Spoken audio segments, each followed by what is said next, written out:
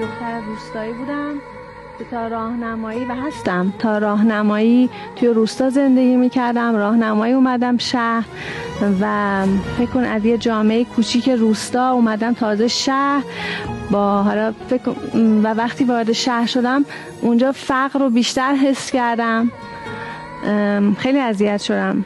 بدترین تجربه چی بود؟ بدترین تجربه چند سال پیش، حدود زمانی که 18 سالم بود، با مامانم رفتیم پیش یه مسئولی توی شیراز که از من حمایت کنن برای مسابقات قهرمانی جهان و فلان و اینا. بعد من یادم با مامانم دیابت داره، 3-4 ساعت پشت در این مسئول نشستیم و بعد از 3-4 ساعت اومد و غذاشو گذاشت جلو رو میز و خودش خیلی ریلکس غذاشو باز کرد، همینجور داشت چند لقمه میخورد و اینا، با دهن پر گفت خب حالا اومدی اینجا چیکار؟ مامانم هم کنارم بود.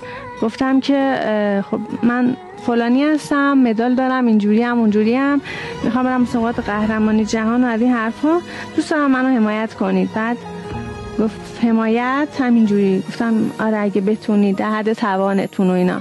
بعد دست کرد توی جیبش یه 10,000 تومانی گذاشت سر میز و آره سخت بود. چون اون لحظه فکر کن یه فرزندی رو جلو مادرش تحقیر کردن سخته واقعا. من اون موقع دیدم مامانم دستاشو مشت کرده و لباشو داره میفشاره به هم دیگه که فقط گریه نکنه. خیلی سخت بود. چشم مامانم رو میدیدم که پر از اشک شده بود و اینکه میگفتم واقعا ارزششو داره من وارد این راه بشم که مامانم بخواد اشکش در بیاد. مثلا برای کسی مهمه من این مدال رو بگیرم؟ این برای کسی هم مهم نباشه، برای خانواده‌ت و برای خودت مهمه. این فکر کنم با ارزش ترین چیزه، چون بی ارزش ترین چیزی که تو الان کشور ما هست مسئولینی که مردم خودشون و قهرمانان خودشون نبینن، به نظرم بی ارزش ترین افرادن. یعنی اون نفرم به خودش توهین کرده نه به شما، چون قدر شما رو مردم میدونن و خانوادت.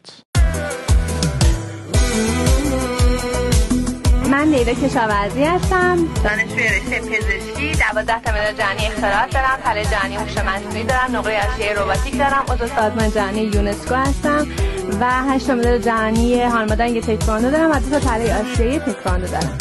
دخترای ایران فراتر از ذهن‌ها میتونیم عمل کنیم توی دنیا.